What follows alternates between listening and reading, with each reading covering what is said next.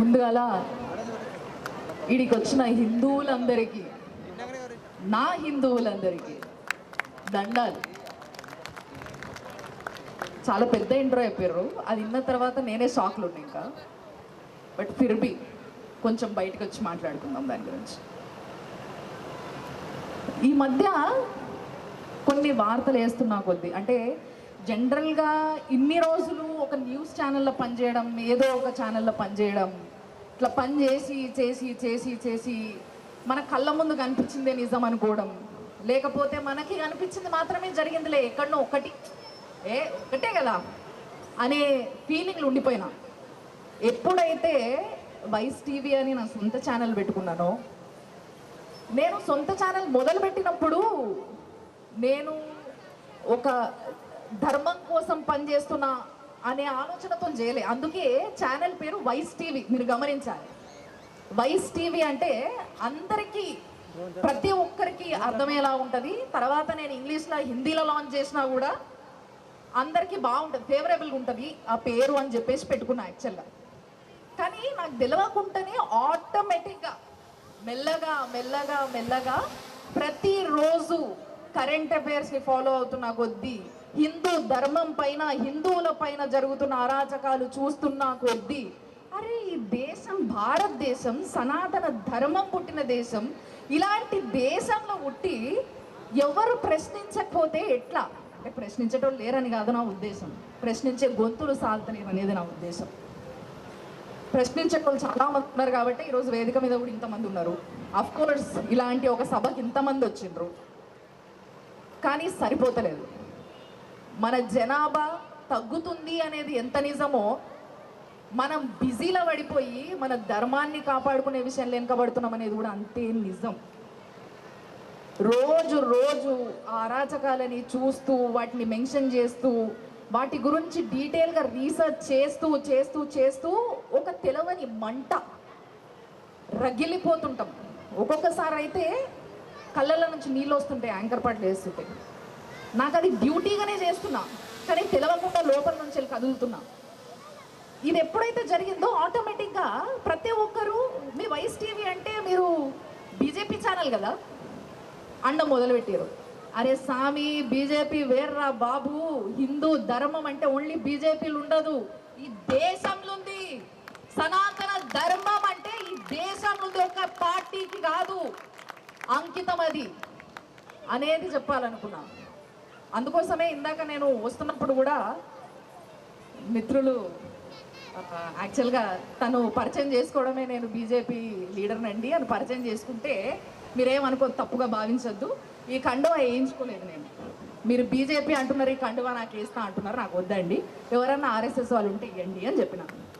ఎందుకంటే నేను హిందువునే కానీ నేను బీజేపీయో, నేను కాంగ్రెస్సో, నేను బీఆర్ఎస్ఓ కాదు. నాకు ఆ ముద్ర వేయించుకోవడం ఇష్టం లేదు. ఈ రోజు రోజు హిందువుల పైన జరుగుతున్న అరాచకాలు చూసిన తర్వాత నాకు మెల్లమెల్లగా లోపల ఎక్కడనో రగులుతున్న మంటలు పుట్టిన ఒక ఉద్దేశం ఏంటంటే, హిందువులు బానిసత్వానికి బ్రాండ్ అంబాసిడర్లు తయారైండ్రు, హిందువులు దద్దమ్మలుగా తయారైండ్రు, హిందువులు తక్కెళ్ళ కప్పలలాగా తయారయ్యిండ్రు. నిజంగా తయారైండ్రు. నేను నిజం చెప్తున్నా, మీరు అవునన్నా కాదన్నా ఇది నిజం. ఎందుకంటున్నా అంటే, కొన్ని వేల సంవత్సరాలు బానిసల్లాగానే బతికినాం. నిజాములు, బ్రిటిషర్లు తొక్కి తొక్కి తొక్కి తొక్కి ప్రశ్నించకుండా, ముఖాలు చూడకుండా, కొన్ని వందల సంవత్సరాలు మన పూర్వీకులు ముఖం చూడకుండా కాళ్ళు చూసి బతికేసిండ్రు, ఖాళీ పాదాలు చూసి బతికేసిండ్రు, నీ బాంచన్ దొర అనుకుంటా బతికేసిండ్రు. ఇట్లాంటి బతుకు నుంచెళ్ళి స్వాతంత్రం తెచ్చుకున్నాం, పోరాడినాం, స్వాతంత్రం తెచ్చుకున్నాం, తర్వాత కూడా పోరాడినాం, రాష్ట్రం తెచ్చుకున్నాం. రాష్ట్రం తెచ్చుకున్నది ప్రాంతం మీద ప్రేమతోనో, భాష మీద ప్రేమతోనో కాదు, అందరికీ న్యాయం జరగాలని, అందరూ సమానంగా బతకాలని. కానీ ఆ విషయం మర్చిపోయి మెల్లమెల్ల ఎట్ట తయారయ్యారంటే అందరూ, అరే స్వామి, కొన్ని వందల వేల సంవత్సరాల తర్వాత బ్రిటిష్ వాడు వదిలిపెట్టి పోయిన తర్వాత ఒక 500 సంస్థానాల్లో విభజించిపోయిన మనము ఆడికి ఆగలే. కులాలు, ప్రాంతాలు, భాషలు, ఇంకా కుదిరితే ఇంకేమన్నా ఇవన్నీ పెట్టుకొని మనందరికీ కలిసి ఉండే ఉద్దేశం లేకపోతే ఏంది ఇది? మళ్ళీ ఈరోజు ఏ పరిస్థితి వచ్చింది చూసారు కదా, హిందూ సమ్మేళనం ఇలాంటి సభలు పెట్టుకొని మాట్లాడుకోవాల్సిన పరిస్థితి వచ్చింది. ఎందుకు వచ్చింది ఈ పరిస్థితి మనకి? ఈ పరిస్థితి రాకపోయి ఉంటే ఎంత బాగుండేది? యూనిటీ గుండి మనం కొట్లాడగలిగితే ఎంత బాగుండేది? మనం కొట్లాడడం మర్చిపోయినాం. మన పైన అరాచకాలు జరుగుతున్నాయి. అంటే ఇప్పటికీ కూడా నేను ఈ మాట ఎందుకు చెప్తున్నా అంటే, ఈమె ఎప్పుడో చెప్తుంది థియరీ, ఇప్పుడు మన అందరికీ చైతన్యం వచ్చేసింది, అందుకోసం ఇలాంటి సభలు అటెండ్ అవుతున్నాం. అయితలేం. ఈ సభలు ఉన్నోళ్ళు ఎంతమంది బిర్యానీ ఆపాలన్న హోటల్లోనే బాగుంటుంది అంటే తిందాం. ఎంతమంది తినరు? వేరే వర్గానికి సంబంధించిన హోటళ్ళల్లో ఎంతమంది బిర్యానీ తినరు? ఎంతమంది ఆర్డర్ పెట్టుకోరు? ఎంతమంది మీ పిల్లల్ని క్రిస్టియన్ స్కూళ్ళల్లో జాయిన్ చేయలేదు?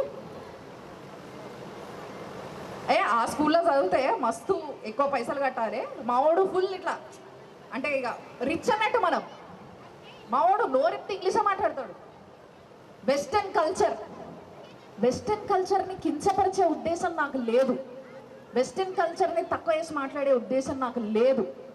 కానీ ఆ కల్చర్ని ఎంకరేజ్ చేస్తున్నంత గొప్పగా మనము హిందువులమయ్యుండి, మనం భారతీయులమయ్యుండి, మన కల్చర్ని ఎంతవరకు పిల్లలకి నేర్పిస్తున్నాం, ఎంతవరకు పిల్లలు దాన్ని పాటిస్తున్నారు, ఎంతవరకు పిల్లలు దానిపైన అవగాహన తెచ్చుకుంటున్నారు అనేది మాట్లాడుతున్నా. నేను ఇందాక చెప్పినా కదా, నేను హిందువుని, నేను ఏ పార్టీకి సంబంధించిందని కాదు అని. నేను ఏ వెస్టర్న్ కల్చర్కో, ఏ మతానికో, ఏ వర్గానికో వ్యతిరేకంగా మాట్లాడదలుచుకోలేదు. కానీ మన హిందువుల్లో చైతన్యం ఎక్కడ పోయింది అనే దాని గురించి మాట్లాడాలనుకుంటున్నా. అందుకోసం ఈ విషయం మాట్లాడుతున్నా. నిజానికి ఈరోజు ఇప్పటికీ కూడా నేను కొంతమందిని చూసిన, లైక్ ఎట్లుంటుందంటే, కొంతమంది మాటలు ఎట్లుంటాయంటే, అల్టిమేట్గా ధర్మం గెలుస్తుంది బై. అల్టిమేట్గా ధర్మం గెలుస్తుంది. ఎట్లా గెలుస్తుంది ధర్మం దానంతలా అది వచ్చేసి మధ్యలో నాట్యం చేయదు గెలవడానికి. ధర్మానికి కావాల్సింది బలం. ఆ బలాన్ని పెంచాల్సింది మనం. ఆ మనం బలాన్ని ధర్మానికి చేకూరిస్తే గెలిచేదే ధర్మం. ఒక్కసారి కళ్ళు మూసుకొని మీరే ఆలోచించుండ్రి. మహాభారతంలో కృష్ణుడు చెప్పకనే చాలా విషయాలు చెప్పిండు. గీతలో ఆయన ఉపదేశించినవే కాకుండా మన మహాభారతంలో జరిగిన సంఘటనలు ఒకసారి గుర్తు చేసుకున్నా కూడా అర్థం చేసుకున్నవాడికి అర్థం చేసుకున్నంత అబ్బా నిజంగా చెప్పాలంటే. అందుకే మహాభారతం లాంటి సినిమా రాజమౌళి గారికి తీయాలన్నా కూడా కింద మీద అవుతుండే. ఆయన అన్ని పెద్ద పెద్ద సినిమాలు, గొప్ప గొప్ప సినిమాలు తీసిన ఆయనకి కూడా ఆయన ఇంకా ఇన్ని సంవత్సరాలు ఎందుకు వెయిట్ చేస్తుండు, ఇంకా ఎందుకు ఇంత వెనకాల రీసెర్చ్ చేస్తుండు అంటే అలాంటి సబ్జెక్ట్ అది. మహాభారతంలో శ్రీకృష్ణుడు మీరే గమనించండి, పాండవుల వైపు ధర్మం ఉంది, కౌరవుల వైపు బలం ఉంది. అవునా కాదు? నిజం ఇది. కౌరవుల పైన బలం ఉన్నప్పుడు, బలం దాకెందుకు అరే నిజంగా చెప్పాలంటే, ఒక భీష్ముడు జాలడా పాండవులని మట్టి గరిపించడానికి? ఒక ద్రోణాచార్యుడు జాలడా మట్టి గరిపించడానికి? ఎంతసేపు కాదు భీష్ముడు తలుచుకుంటే పాండవులు మొత్తం ఇట్లా భూమి మీదకి ఆనుకుంటారు. కానీ కృష్ణుడు ఆగండ్రా భయ్, ఆగండ్రా, కొంచెం ఆగండ్రా అని ఆపిండు. ఎప్పుడైతే ఇది అధర్మం 4 పాదాల నడుస్తుంది, ఇది ఇంకా ముందుకు పోతుంది అన్నప్పుడు సంఘటనలన్నీ కూడా ధర్మానికి ఫేవర్గా జరగడానికి, ధర్మానికి అన్యాయం జరిగితే ఏదైతే ధర్మం గెలుస్తుందో అది జరగడానికి వెయిట్ చేయించింది. అక్కడ సభలున్న భీష్ముడికి, ద్రోణాచార్యుడికి వీళ్ళిద్దరూ ధర్మబద్ధంగానే ఉన్న మనుషులు. కానీ ధర్మబద్ధంగా ఉన్నప్పటికీ వాళ్ళ కళ్ళ ముందు అధర్మం జరుగుతుంటే కామ్ అయిపోవాల్సి వచ్చింది. ఏమన్నంటే వాళ్ళు ఇచ్చిన మాట పైన నిలబడాలి, వాళ్ళ ఏదైతే పద్ధతి దానిపైన నిలబడాలన్న ఉద్దేశం. అలా పడి వాళ్ళు ధర్మాన్ని మితిమీరిపోతుంది, ఇది అధర్మం వైపు పోతుంది అన్న విషయము మర్చిపోయినరా, వదిలేసిండ్రా, అది జరిగిందా మనకు తెలియదు. మొత్తం మీద జరిగింది. సో వాళ్ళు లోపల లో అయిపోయినారు. ఫస్ట్ వాళ్ళ కాన్ఫిడెన్స్ ఏదైతే ఉందో, వాళ్ళ ధర్మం వైపే పోరాడాలన్న ఆలోచన ఏదైతుందో ఆ ఆలోచన పైన ఫస్ట్ కొట్టాలి. ఎందుకు కొట్టాలంటే వాళ్ళ అధర్మం పైన ఉన్నారు కాబట్టి. సో వాళ్ళ కాన్ఫిడెన్స్ లో అయిపోవడంతో పాటు కొన్ని సంవత్సరాలు గడుస్తూ ఉంటే ఒక అభిమన్యుడు, ఒక ఘటోత్కచుడు ఇలాంటి బలాన్ని ఇటువైపు పెంచుకుంటూ వచ్చిండు. ఇటు బలం పెంచిండు, ఇటు బలహీనతని పెంచిండు. ఈ రెండు పెంచిన తర్వాత అది మితిమీరిపోయిన తర్వాత యుద్ధానికి తోలిచ్చిండు కృష్ణుడు. అలాంటి కృష్ణుడు చెప్పకనే చెప్పిండ్రు మనకేంది అని అంటే, బలం రా ఇంపార్టెంట్, ధర్మాన్ని గెలిపియాలంటే ధర్మం దానంతలో అది గెలవదు, బలమే గెలుస్తుంది, బలహీనత ఓడిపోతుంది. ఆ బలహీనత ఎక్కడుందో అది అధర్మం అవ్వాలా. ధర్మం గెలవాలంటే బలం మాత్రమే చేకూర్చాలా. మనం అందరం కలిస్తేనే ఆ బలం అవుతాం. ఇదే ఆయన చెప్పాలనుకున్నది. కొంతమంది అర్థం చేసుకొని ఉండొచ్చు, కొంతమంది అర్థం చేసుకోకపోయి ఉండొచ్చు, కానీ నిజం మాత్రం అదే. ఈరోజు మనము ఎన్ని అరాచకాలు జరుగుతున్నాయి మన పిల్లల మీద. నేను నిన్న మొన్న కూడా చూసిన, లెన్స్ కార్ట్లా హిందువులకి బొట్లు పెట్టుకొని ఇస్తలేరు. లెన్స్ కార్ట్ అని ఉంది కదా, మనం చాలామంది నాకు తెలిసి ఉన్న అద్దాలన్నీ లెన్స్ కార్ట్లో కొనుక్కున్న వాళ్ళే ఉంటారు కదా. మనకేం తెలుసు అంటే ఫస్ట్ లెన్స్ కార్టే తెలుసు, అద్దాలనంగానే ఆడికే పోతాం. ఆ లెన్స్ కార్ట్లా ఎంప్లాయీస్ ఎవరైతే ఉన్నారో ఆడోళ్ళు, వాళ్ళందరూ పోయిన తర్వాత బొట్లు తీసేయాలన్నట, పుస్తెలు తీసేయాలన్నట. వాళ్ళెవరు కూడా కాశీతాళ్ళు కట్టుకోవద్దు, దేవుడి లాకెట్లు వేసుకోవద్దు. ఇది గత సంవత్సరంన్నర నుంచి లెన్స్ కార్ట్లో జరుగుతున్న విషయం. ఈ విషయాన్ని నేను చెప్తలేను, అక్కడ 3 సంవత్సరాలుగా పనిచేస్తున్న ఒక ఎంప్లాయీ బయట పెట్టిన విషయం ఇది. చాలామంది ఎంప్లాయీస్ వాళ్ళ సిస్టంలో ఉన్న అఫీషియల్స్కి, హయ్యర్ అఫీషియల్స్కి మెయిల్స్ పెట్టిర్రు, సార్ మాతో అన్యాయం జరుగుతుంది, మా నమ్మకాలకి ద్రోహం జరుగుతుంది, కొంచెం చూడండి. అదే హిజాబ్ వేసుకునేటోళ్ళు హిజాబ్ వేసుకోవచ్చట, హిందువులు మాత్రం అట ఆడికి పోయిన తర్వాత బొట్టు తీసేసి నెయిల్ పాలిష్ పెట్టుకోవాలన్నట, పింక్ కలర్ నెయిల్ పాలిష్ పెట్టుకొని, పింక్ కలర్ లిప్స్టిక్ పెట్టుకొని ఎవరిని అట్రాక్ట్ చేయాలి. ఎందుకు ఇదంతా చెప్తుండ్రు? అదే ముస్లింల దగ్గరకు వచ్చేసరికి నువ్వు హిజాబ్ కట్టుకో, నువ్వు తాజ్ పెట్టుకో, నువ్వేం నెయిల్ పాలిష్ వేసుకోవాల్సిన అవసరం లేదు. ఈ సిస్టమ్ లెన్స్ కార్ట్లా నడుస్తుంది అంటే ఫస్ట్ నాకు తలకాయ వైలిపోయింది ఒక నిమిషం. ఇట్లా జరుగుతుందన్న విషయం బయటపడడానికి 1.5 సంవత్సరాల టైం పట్టింది. ఇప్పుడు చెప్పుండ్రి, మనం బానిసలం కాదా, మనం దద్దమ్మలం కాదా, మనము తక్కెళ్ళ కప్పలం కాదా? 1 సంవత్సరం ఎందుకు పట్టింది? అదే ఒకవేళ వేరే వర్గానికి సంబంధించి ఇలాంటివి ఏమన్నా జరిగితే ఎంత టైం పడుతుంది బయటపడడానికి? ఇట్లా చిటికేసేలోపు బయటికి వస్తుంది, గుంపులుగా ఎగబడతారు. గుంపులుగా ఎగబడితే నామరూపం లేకుండా పోతుంది. వేరే ఏ వర్గమైన అలాంటి రంగు, ఈ రంగు కాషాయం రంగు, అలాంటి ధర్మం మన ధర్మం, అంతటి జనాభా. మనోళ్ళు ముఖ్యంగా, నేను చాలామంది కార్పొరేట్ల పనిచేసేటోళ్ళు మనోళ్ళని చూసిన, విపరీతం భక్తి ఉంటుంది వీళ్ళకి, పూజలు చేస్తారు, గుళ్ళగోతారు, చాలా వేస్తారు. కానీ మాట దగ్గరకు వచ్చేసరికి మాత్రం వాళ్ళు మనం సమానం అబ్బా, ఇదేం దరిద్రం తెలుసా ఇది? నిజంగా నన్ను క్షమించాలి పెద్దలు ఎవరైనా, పరమత సహనం అని ఒకటి నేర్పించారు చూసిరా మనకి, అదే ఒక పెద్ద దరిద్రం. ఈరోజు అది అనిపిస్తుంది, ఎప్పుడు అనిపించలే నాకు. ఇవన్నీ చూసి నిజంగా ఇది నిజం అనిపిస్తుంది. అది నేర్పించడం వల్ల మనం ఇంత కామ్ అయిపోయినాం. మనం అందరం కూడా నిజానికి చెప్పాలంటే ధర్మానికి లోబడి ఉన్నోళ్ళం కాబట్టే మన పెద్దలు పరమత సహనం అని చెప్పాం కానీ వింటున్నాం. అదే అవి మితిమీరిపోయి మన వైపు బాణాలయ్యి మననే చంపేసేటందుకు, మన ధర్మానికి నామ రూపాలు లేకుండా చేసేటందుకు వస్తుంటే మనం ఇంకా కాపు చూస్తుంటే అప్పుడు నిజంగా దమ్మలమే అవుతాం.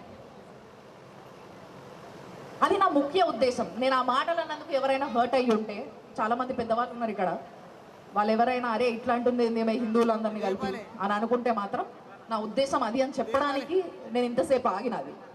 నిజానికి నేను ఇంకొక విషయం చెప్పాలనుకుంటున్నా ఏంటి అని అంటే, హిందువుల్లో యూనిటీ ఎంత ఇంపార్టెంటో మన పిల్లలకి మన కల్చర్ని నేర్పడం కూడా అంతే ఇంపార్టెంట్. అరే మూర్ఖంగా చెప్పకండి అబ్బా, ఎందుకంటే పిల్లలంతా జెన్జీ అయిపోయారు.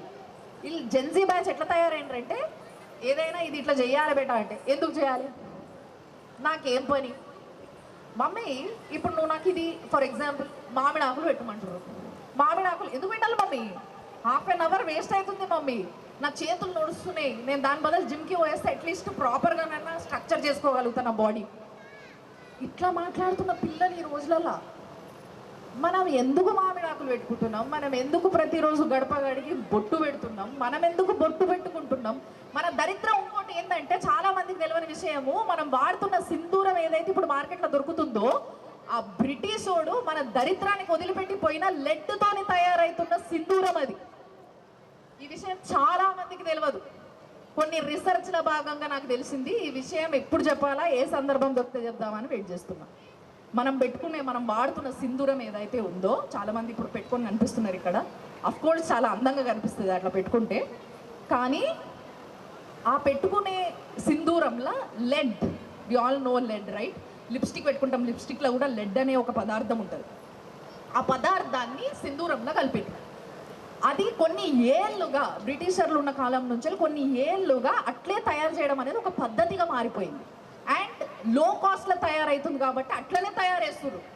మనం అదే కొనుక్కొని పెట్టుకుంటున్నాం. ఇన్ఫ్యాక్ట్ దానివల్ల ఏం జరుగుతుంది తెలుసా?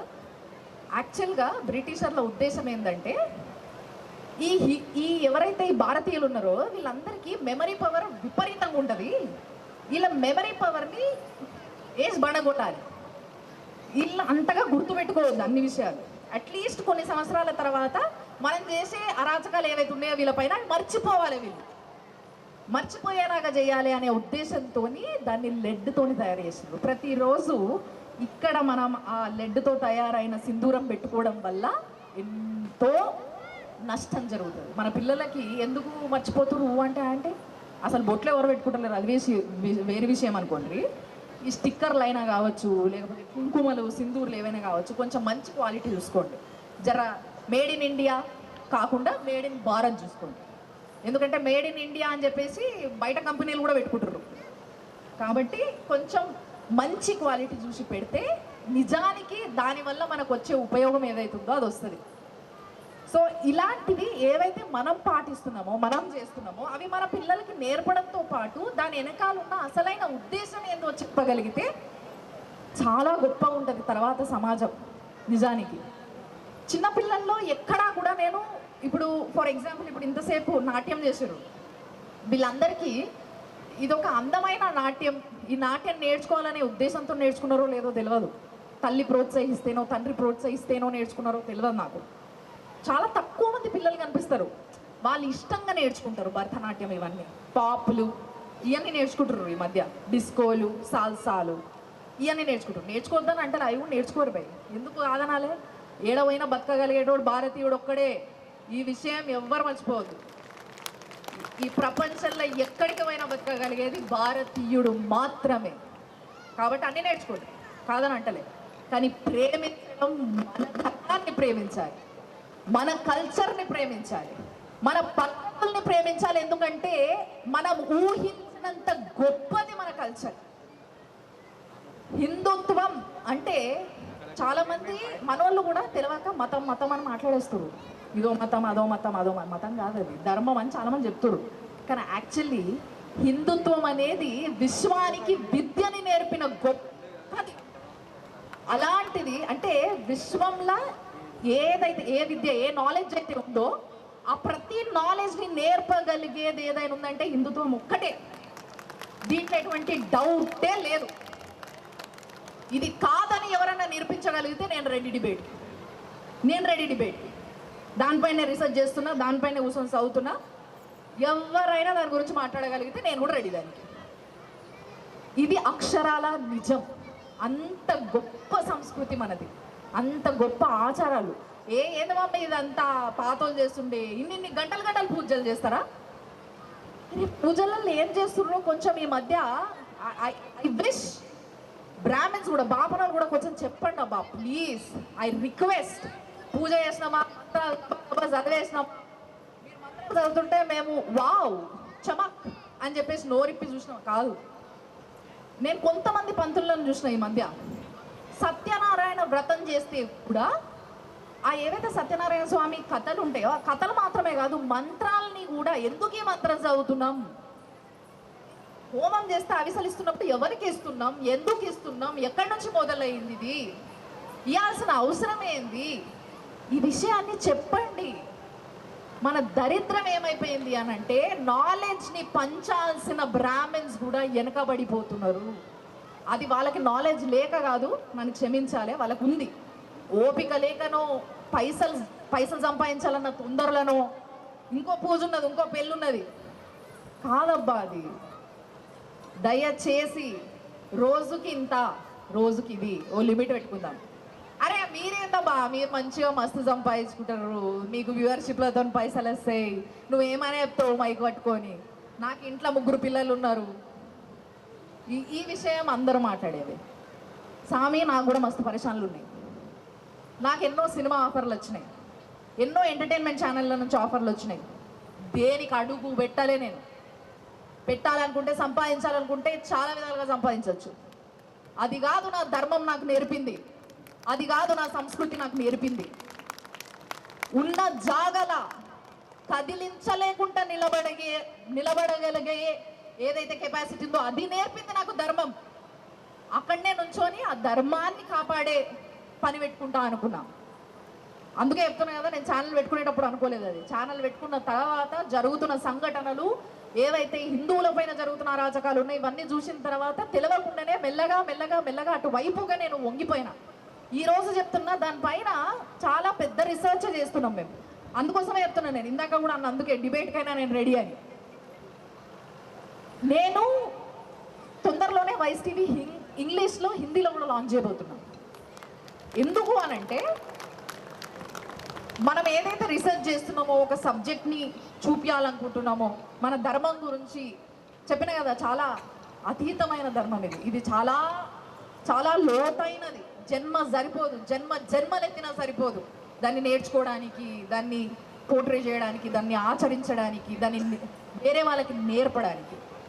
దానిపైన అట్లీస్ట్ రీసెర్చ్ చేసేస్తే నెక్స్ట్ జనరేషన్స్కి at least they will know it. వాళ్ళకి అర్థమవుతుంది, అరే ఎందుకు చెప్పిర్రు మా వాళ్ళు. అట్లీస్ట్ అంటే నా ఉద్దేశం ఏంటి అని అంటే, బేసిక్గా నేను ఈరోజు ఒక పెద్ద పేపర్లో వచ్చుడో, లేకపోతే నేను 1 లక్ష రూపాయలు సంపాదించుకున్నాడు కాదు. ఈరోజు నేను చేసిన ఒక వీడియో ఫ్యూచర్లో ఒక ఏదైనా సమస్య వచ్చినప్పుడు, అరే ఆమె అప్పుడే చెప్పింది ఈ విషయం గురించి అని తిరిగేసి పుస్తకాలు చూసే టైం లేని కాలంలో అట్లీస్ట్ వీడియో చూడగలుగుతారని. నేను ఎందుకు, మీకు తెలుసో లేదో, యూట్యూబ్ ఆల్గరిథం ఎట్లుంటుంది తెలుసు కదా. పెద్ద వీడియోలు చేస్తే ఎక్కువ పైసలు వస్తాయి, చిన్న చిన్న వీడియోలకు ఏమీ ఎక్కువ పైసలు రావు. నాకు యూట్యూబ్ నుంచి ఏం పైసలు రావు. చాలామంది నాకు, అక్క నువ్వు ఎందుకు అక్క ధర్మం గురించి ఇంత గొప్ప చెప్పేదాన్ని కమర్షియల్స్ చేస్తున్నాడు, ఎట్లా బతకాలి రా సామి, నేను ఎట్లా బతకాలి, కమర్షియల్ అని వేస్తున్నా కదా, ఎట్లా బతకాలమ్మా నేను, రైట్? మరి కమర్షియల్ అని వేస్తా, దాన్ని దీన్ని కలిపి చూడకూడదు. ఇది నడపాలంటే అది కూడా కావాలి. నేను అదే చెప్పిన, ధర్మానికి బలం కావాలి, నాకు కూడా బలం కావాలి. అదే నేను చెప్పేది. కానీ అడ్డగోలుగా సంపాదించింది, అది నేను చెప్పేది. అడ్డగోలుగా సంపాదించే ఉద్దేశం నాకు ఏ రోజు లేదు కాబట్టి నేను ఈరోజు ఇక్కడ ఉన్నా, లేకపోతే ఇంకెక్కడ ఉండేదాన్ని. అందుకోసమే నేను ఒకటే కోరుకుంటున్న అందరినీ ఏంది అని అంటే, బలాన్ని చేకూర్చే పని పెట్టుకుందాం. మన నెక్స్ట్ జనరేషన్స్, మన పిల్లలందరూ కూడా ధర్మానికి బలం అవ్వాలి తప్పితే బలహీనత కావద్దు అనేదే నా కోరిక, నా విన్నపం. స్కూళ్ళకు పంపుతున్నారు, ఆ స్కూళ్ళల్లో ఏం నేర్పుతున్నారో తెలియదు.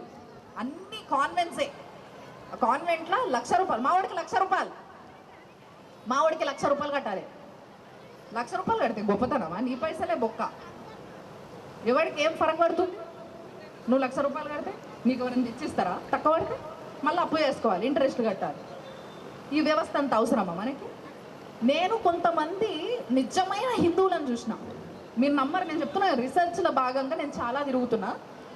నేను కొంతమంది నిజమైన హిందువులను చూసిన, ఆ వ్యక్తి గురించి చెప్పాల్సిన సమయం వచ్చినప్పుడు చెప్తా కంపల్సరీ. ఆయనకి 3 పిల్లలు. 3 పిల్లలు ఎంత నాలెడ్జ్ అంటే, నేను వాళ్ళ కొడుకు 3 ఇయర్స్ మంచి ముద్దు మాట్లాడుతుండు, వాడు ఇంత పొడవు జుట్టు వేసుకొని నా ముందుకు వచ్చి ఎవరు వచ్చినా కూడా కాళ్ళు మొక్కురా పిల్లలు, ఇట్లా చేతులు ఆపోజిట్లో పెట్టి అట్లా వచ్చి కాళ్ళు మొక్తుంటే, అరే ఇంత ముద్దుగా ఉన్నారు. ఆడపిల్ల అనుకున్నా ఫస్ట్, ఇంత పొడవు జుట్టు ఉండేసరికి ఆ పిల్లగానికి. ఆడపిల్ల అనుకొని మీ పాపలు చాలా బాగున్నారండి అంటే, మా పాప కాదండి బాబు అన్నాడు ఆయన. అదేందండి పాప ఇంత క్యూట్ కూడా ఇంత జుట్టు ఎట్లా పెరిగిందండి వీడికి అని అంటే, అంతే అండి అది మీరు మాట్లాడండి అంటే వాడితో మాట్లాడలేకపోయినా నేను నిజంగా చెప్పాలంటే. వాడిని తీసుకొచ్చి నన్ను సభల కాలు మొక్కొచ్చు నిజానికి చెప్పాలి. ఎందుకు అని అంటే వాడు నాకు నాన్న నువ్వు ఏమైదామనుకో, వాళ్ళు యాక్చువల్గా మీకు అసలు విషయం చెప్పాలి ఏంటి అంటే వాళ్ళ నాన్న వాళ్ళని స్కూల్కి పంపడు, హోమ్ స్కూలింగ్. ఇంట్లోనే కూర్చొని తల్లిదండ్రులు ఇద్దరు అన్నీ నేర్పుతారు. వాళ్ళిద్దరు కష్టపడరా, వాళ్ళిద్దరు డాక్టర్లు కష్టపడతారు, రోజుకో 50-100 మంది పేషెంట్లను చూస్తారు. అది కూడా కష్టమే కదా, ఎవరి కష్టమని కష్టమే. సో వాళ్ళ పని వాళ్ళు చేసుకుంటారు. ఎవరెంత చదువుకుంటే ఏ ప్రొఫెషన్లు ఉంటే అది చేసుకోవాల్సిందే. ప్రతి దాంట్లో కష్టం ఉంటుంది. అది చేసుకుంటేనే పిల్లల్ని చూసుకుంటూ ఉంటారు, వాళ్ళకి అన్నీ నేర్పిస్తూ ఉంటారు. ఆ పిల్లోడు నువ్వు ఏమవుతావు అన్న పెద్దగా అయిన తర్వాత స్కూల్కి పోతలేవు కదా, నీకు ఏం ఉద్దేశం ఉంది, ఏమయ్యావు డాక్టర్ అవుతావా లేకపోతే ఏమవుతావు అని అంటే అన్నీ నేర్చుకుంటా. వాళ్ళ నాన్న దగ్గర నుంచి ఆయుర్వేదం నేర్చుకుంటాడంట, వాళ్ళ అమ్మ దగ్గర నుంచి హోమియోపతి నేర్చుకుంటాడంట, ఇంకా చాలా మంది దగ్గర నుంచి చాలా నేర్చుకుంటా. బట్ నేను మాత్రం సన్యాసిని అవుతా అన్నాడు. నాకు ఏం మాట్లాడాలో ఎట్లా రియాక్ట్ కావాలో అర్థం కాలేదు.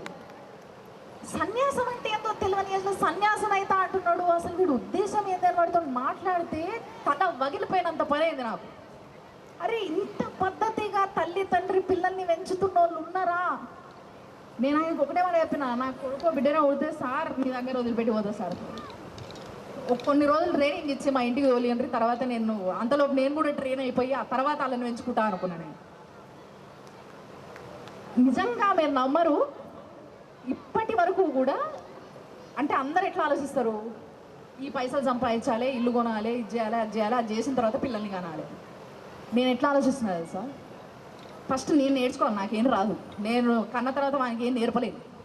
ఫస్ట్ నేను నేర్చుకొని తర్వాత కానీ నేర్పిస్తాను, ఒక్కలైనా చాలు, దేశానికి ఉపయోగపడేటువంటి తయారు చేయాలి. ఇదే నా ఉద్దేశం.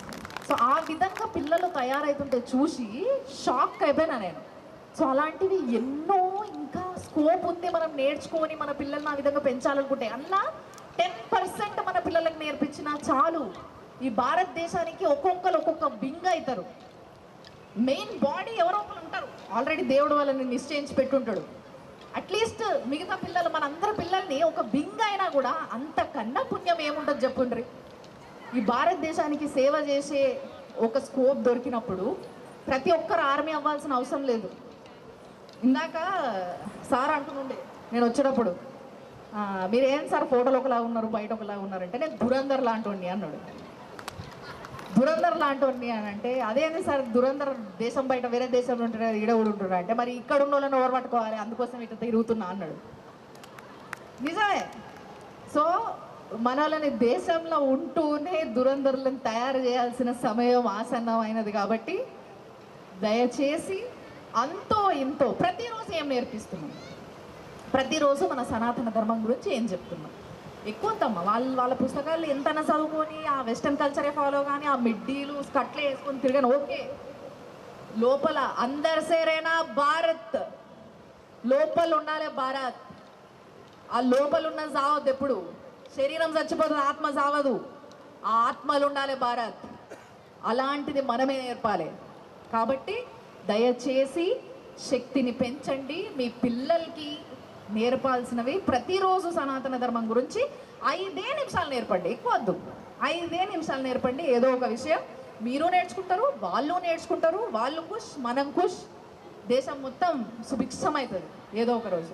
చాలా తొందరలో చూడాలనుకుంటున్నాను ఇది. నేను దీనికి సంబంధించి ఇంకా చాలా యాక్టివిటీస్ కూడా చేయబోతున్నా, దాన్ని కూడా నేను ఏదో ఒక రోజు ముందుకు వచ్చి చెప్తా. ఈరోజు చాలా అనుకోకుండా ఈ సభకు వచ్చే అవకాశం నాకు దొరికింది, నిజంగా చాలా సంతోషం. ఎందుకంటే అట్లీస్ట్ మన వాళ్ళు ఎట్లా రియాక్ట్ అవుతున్నారు నేను మాట్లాడేటప్పుడు అని చూడండి. ఎందుకంటే వేరే దేశాలలో చాలాసార్లు పోయి మాట్లాడాను, మన దేశంలో చాలా తక్కువ నేను ఎక్కడన్నా బయట సభలలో పోయి మాట్లాడటం. ఎందుకంటే నేను ఆల్రెడీ ఇక్కడ ఛానల్లో తెలుగులోనే వేస్తున్నాను కాబట్టి అందరికి అర్థమవుతుంది. సో నేను అంత ఇంపార్టెంట్ అనుకోలేదు. బట్ ఎస్, దీంట్లో ఉండాల్సిన ఫీల్ దీంట్లో ఉంటుంది, దీంట్లో డైరెక్ట్గా మనం మాట్లాడాల్సి వస్తుంది. కాబట్టి ఈరోజు నాకు రావాల్సి వచ్చింది, నేను రావాలనుకున్నా కాబట్టి సభకు వచ్చాను. చాలా చాలా సంతోషం మీ అందరినీ చూడడం, చాలా థ్యాంక్ యూ. మళ్ళొకసారి చెప్తున్నా, ధర్మానికి బలాన్ని చేకూరుతాం. నేను అదే పనులు ఉంటా, మీరు కూడా అదే పనులు ఉంటుంది. థ్యాంక్ యూ అమ్మా. కొంతమంది ఉన్నారు, ఓకే ఫైన్, నో ప్రాబ్లం. యాక్చువల్గా చాలా రోజులుగా మీకు తెలుసో లేదో, వారానికి 2-3 కేసులు మాత్రమే వెలుగులోకి వస్తున్నాయి. లవ్ జిహాద్ అసలు దీని గురించి నేను చాలా సంతోషించిన విషయం రీసెంట్గా లవ్ జిహాద్ గురించి మాట్లాడాల్సి వచ్చినప్పుడు.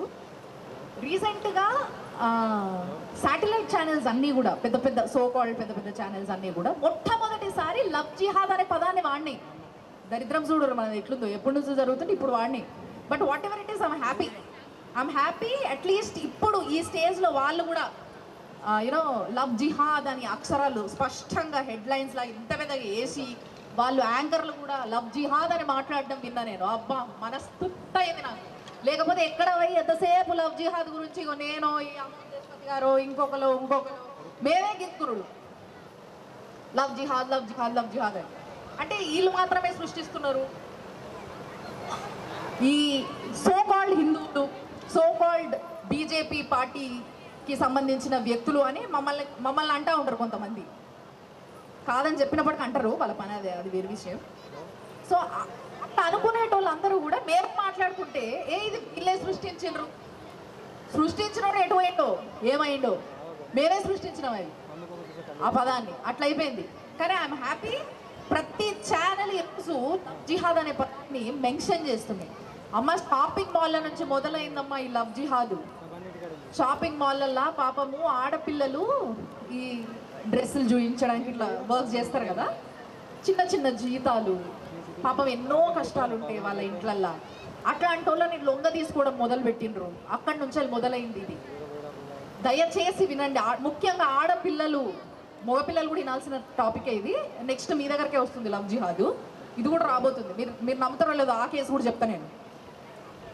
నేను ప్రతి లవ్ జిహాద్ కేసుని ఇప్పుడు నేను ఛానల్ పెట్టి సంవత్సరం నుంచి వెళ్ళి ప్రతి లవ్ జిహాద్ కేసుని కవర్ చేస్తూ వచ్చిన. బయటికి వచ్చింది, బయటికి రానివి, ఏ ఛానల్ కవర్ చేయనివి కూడా నేను కవర్ చేసిన.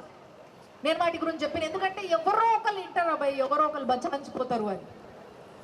వాడెవడో దుర్మార్గుడు 108 మంది అమ్మాయిలు మహారాష్ట్రలో, తెలుసు కదా మీకు ఈ కేసు, మహారాష్ట్రలో 108 మంది అమ్మాయిల్ని చాలా తక్కువ టైంలో వాళ్ళతోనే ఒక ప్రైవేట్ ఉంటూ వీడియోలు చేసి ఆ వీడియోలను రిలీజ్ చేసి వాళ్ళందరినీ బ్లాక్మెయిల్ చేసి నానా హింసలు పెడుతున్నాడు వాడు.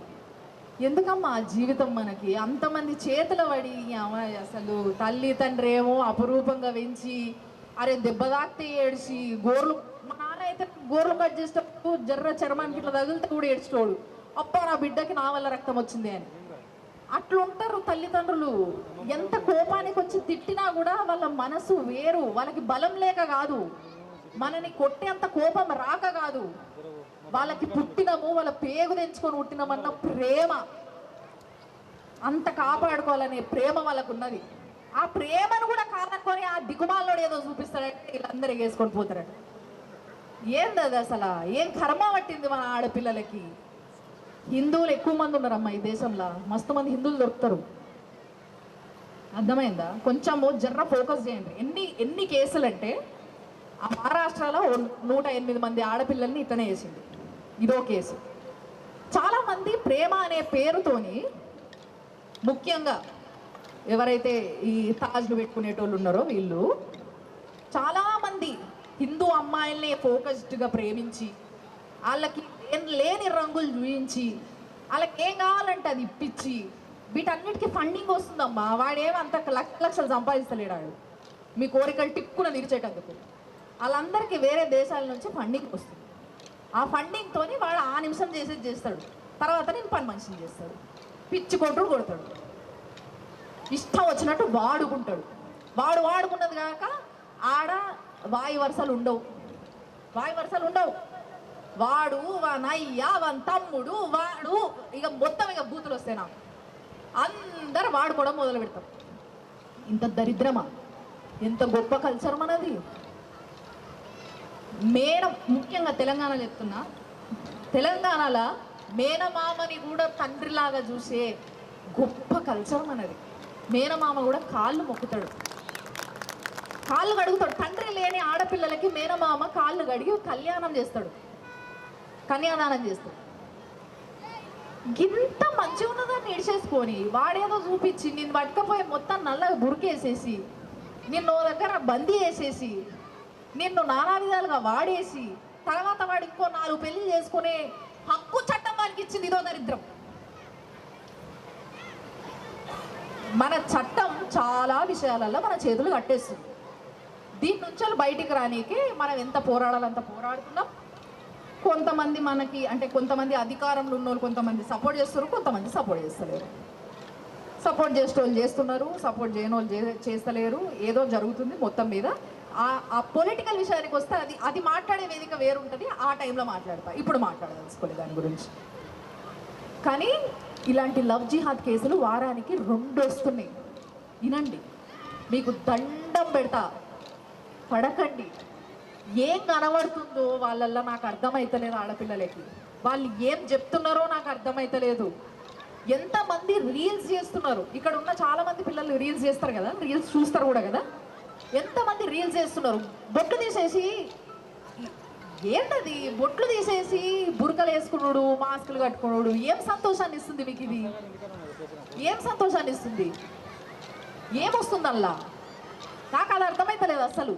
నాకు అర్థం కాక పిచ్చిలేస్తుంది ఒక్కొక్కసారి ఆ కేసులు విన్నప్పుడు. అరే అవ్వ, నువ్వు రీల్ చేసినప్పుడు, నువ్వు బొట్టు పెట్టుకొని రీల్ చేసినప్పుడు ఎంత ముందుకున్నావు, ఎంత చక్కగా ఉన్నావు. తర్వాత నీ బతుకు ఆడికి ఈడిచిండు వాడు. ముఖం నిండా దెబ్బలు, ఒంటి నిండా దెబ్బలు పెట్టుకొని, ముఖం మూసుకొని మీడియా ముందుకు వచ్చి మాట్లాడాల్సిన పరిస్థితి నీకు ఎందుకు వస్తుంది ఈరోజు? నీ తల్లిదండ్రి మాట వినకపోయినావు, వాళ్ళ మాట కూడా వినకు. ఎందుకు వింటున్నారు ఆ మాట? ఇంకో మాట కూడా చెప్తున్నా నేను. చాలా మందికి తెలుసో లేదో నాకు తెలియదు, ఈ వార్తను నేను కవర్ చేసిన. దయచేసి ఎవరైనా చూడాలనుకుంటే చూడొచ్చు. అబ్బాయిలను కూడా ట్రాప్ చేస్తున్నారు. దాన్ని ఏ జిహాద్ అంటారో నాకు తెలియదు, ఇంకేం పేరు పెడతారో. ఎందుకంటే అబ్బాయిలు అంత ఈజీగా ట్రాప్ చేయలేరు, బట్ చేయగలిగిన దగ్గర మాత్రం కంపల్సరీ ట్రాప్ చేయడం జరుగుతుంది. ఒక కేసు ఆల్రెడీ నేనే చెప్పిన. ఓ పిల్లోడిని బలవంతం చేసి ఓ 2 అబ్బాయిలు, ఆ వర్గానికి చెందిన ఓ 2 అబ్బాయిలు, ఆ వర్గానికి చెందిన ఒక అమ్మాయి, మొత్తం 3 కలిసి ఏడికో ఎత్తుకపోయి వానికి స్టిరాయిడ్స్, డ్రగ్స్, ఏం ఇంజెక్షన్స్ ఇచ్చి పాడు చేసిర్రో ఇచ్చేసి వాడిని లొంగ తీసుకొని వాడిని ఆఖరికి బట్టలు లేకుండా వీడియో తీసి వాడిని బ్లాక్మెయిల్ చేయాలనే ఆలోచన పుడుతుంది. అంత దరిద్రానికి పోతుంది అని అంటే మనము మన గురించి అంటే మన ప్రైవేట్ స్పేస్ లో ఎంత మందికి చేయటానికి ఇస్తున్నామో ఆలోచించు.